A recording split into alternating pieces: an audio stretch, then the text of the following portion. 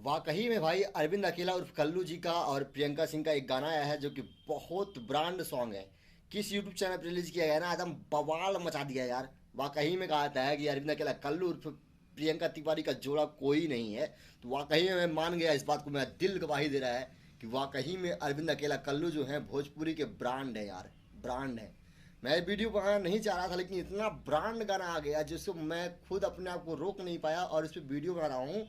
और वो गाना है सारेगामा हम भोजपुरी के ऑफिशियल यूट्यूब चैनल पे आया है। अभी 1 घंटे पहले आया है और 1 लाख से ज़्यादा व्यूज आ चुका है।